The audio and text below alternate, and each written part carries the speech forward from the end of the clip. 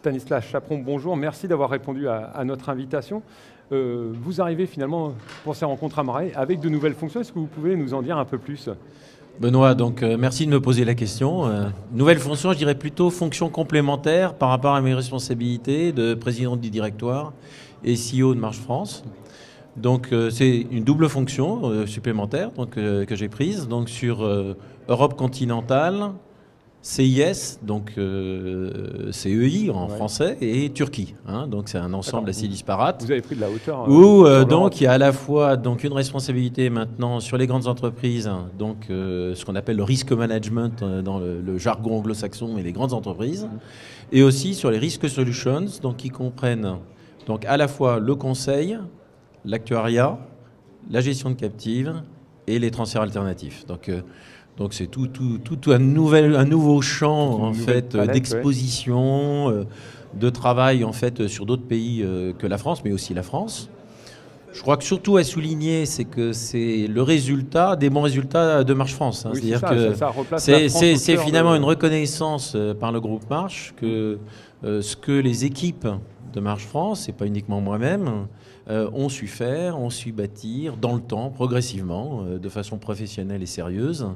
Et donc, actuellement, ils ont été intrigués au début, et puis maintenant, c'est plus que de l'intrigue et du questionnement. Ils se disent, le modèle français, puisqu'en risk management, on est pris comme modèle actuellement dans le groupe Marche, est-ce qu'il peut ou pas être pris dans certains pays? Donc, c'est ça qui se passe actuellement, et je suis honoré et heureux de pouvoir faire ça au sein du groupe Marche. Très bien, les équipes vont être contentes d'entendre tous ces compliments.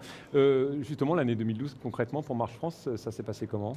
Alors, ce que je voulais juste rajouter avant, parce que j'ai oublié, j'aurais dû le faire, c'est que la reconnaissance sur la France, elle n'est pas qu'uniquement sur moi-même, elle est aussi dans les sinistres, où Bruno Roux a pris une responsabilité, plutôt Christophe Pardessus a pris une responsabilité totale sur l'Europe continentale, CIS et Turquie, donc sur les sinistres. Hein.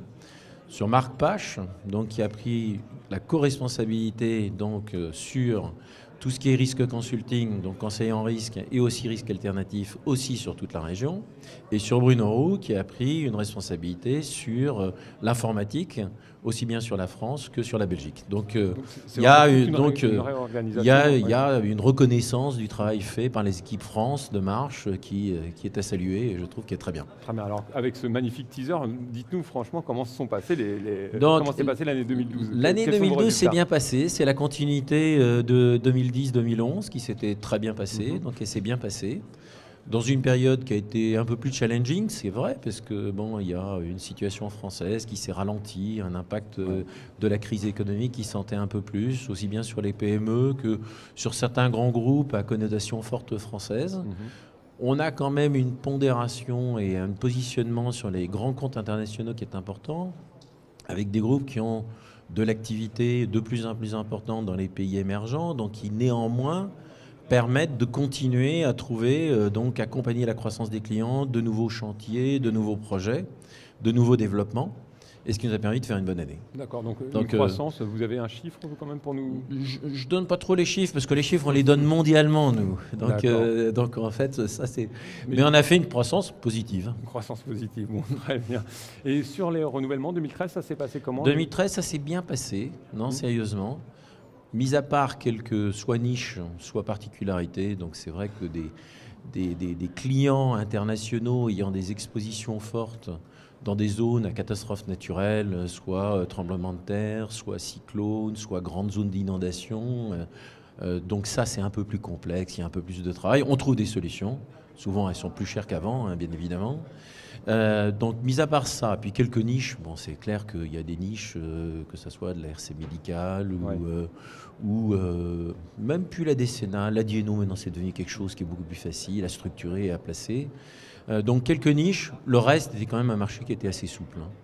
Donc, c'est vrai que nous, on a des process qu'on a bâtis avec les clients, où les renouvellements, on les anticipe à 180 jours.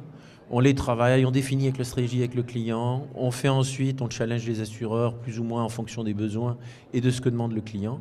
Et on a eu donc des renouvellements qui se sont bien passés. Que ce soit sur les grands comptes ou sur les PME. Tout à fait. Donc vous êtes satisfait de 2012, vous êtes satisfait de ce début 2013 ? Même plus que satisfait sur le début 2013 qui commence très très bien. Qui serait meilleur donc que 2012 ? qui sera meilleur que 2012. D'accord. Et sur les bruits de couloir et ce qui s'est passé un petit peu lors de cette Amray, vous êtes la dernière interview que nous allons mener. Les clients, vous les avez sentis comment, les risk managers?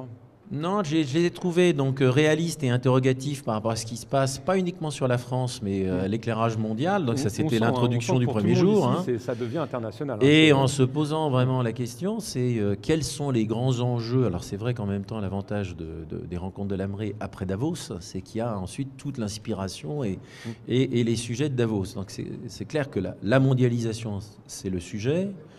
Tout ce qu'implique la mondialisation avec des productions qui peuvent être dans certains pays qui devient plus complexes, avec des problèmes de risque politique, avec des problèmes de supply chain, avec des problèmes de sous-traitance, avec des problèmes de sole source ou pas sole source. Donc ça, c'est des vrais sujets. Donc c'est des sujets où clairement le courtier en conseil et ensuite en solution doit accompagner le client dans ses évolutions. Donc ça c'est clairement un sujet.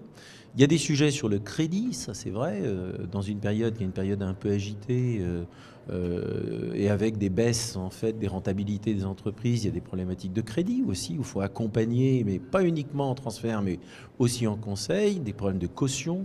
Donc on voit émerger clairement donc le fait que cette récession ou ralentissement, on va dire, bon, qui est un peu différent de celle qu'on a connue en France en 98, 2008-2009, pardon.